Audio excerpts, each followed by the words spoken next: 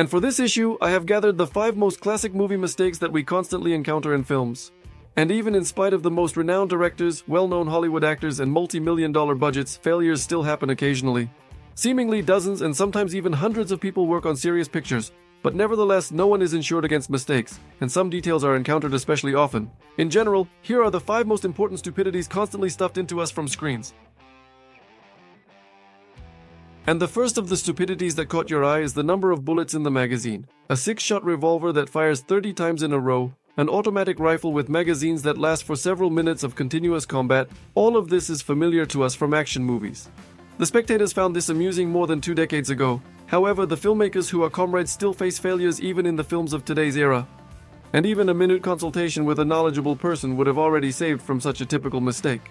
And even more so, it appears absurd in the era of Google when any information becomes accessible in a matter of seconds. Yes, perhaps reloading may reduce the dynamics of an epic shootout, but at least the viewers won't think that the film was made by a bunch of amateurs. And most likely in Hollywood, they all understand this perfectly, but they simply don't care about the number of bullets in the magazine. And if according to the script you need to shoot from a pistol 50 times in a row, then who are we to stand in the way of cinema? The second very common movie blooper is related to the recoil of weapons, or rather the complete absence of it in movies. In reality, even when shooting slowly and with one bullet from a regular pistol, the barrel will kick upwards in a noticeable manner. And if you start shooting more actively, it will be very difficult to aim properly and control the recoil of the weapon.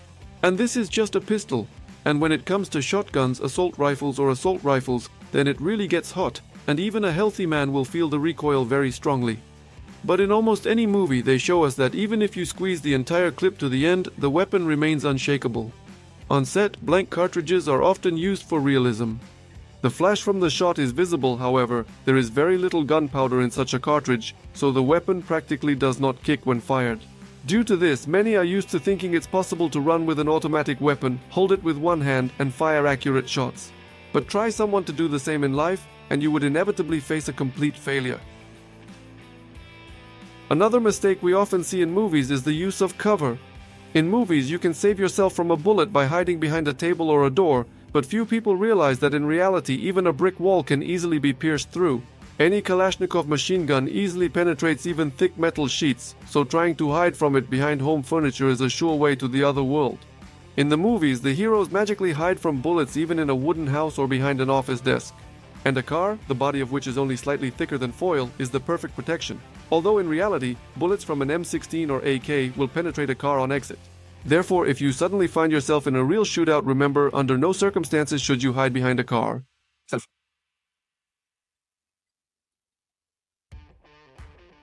However, there is another movie blooper with weapons. Frequently, when we see a person with a gun, they demonstrate the seriousness of their intentions by aiming at someone and cocking the gun's hammer, causing the weapon to ominously click in their hands. We also saw that the action movie heroes, when going on a mission, prepare their weapons for battle in exactly the same way. However, the stupidity here is that if you do the same operation in a charged pistol, you are not loading the weapon at all but discharging it, and you will achieve that the cartridge in your magazine simply pops out, falling to the ground. I'm sure that the main characters of the movies clearly did not aim for this effect and would look very silly scattering bullets. However, in the context of cinema, this is simply a conventional technique used to generate suspense, and it is unrelated to real-life situations. Finally, the fifth fail. What we've seen but didn't think something is wrong. Imagine a situation where the protagonist is shot from a distance. And let's focus on how sound is depicted in movies. First we hear a shot, and shortly after we hear the sound of a bullet impact. And what's wrong here actually? And the fact that the velocity of a bullet for most firearms is actually much faster than the speed of sound. So in reality, you will first hear the bullet hit near you, and only after that will you be caught by the sound of the shot.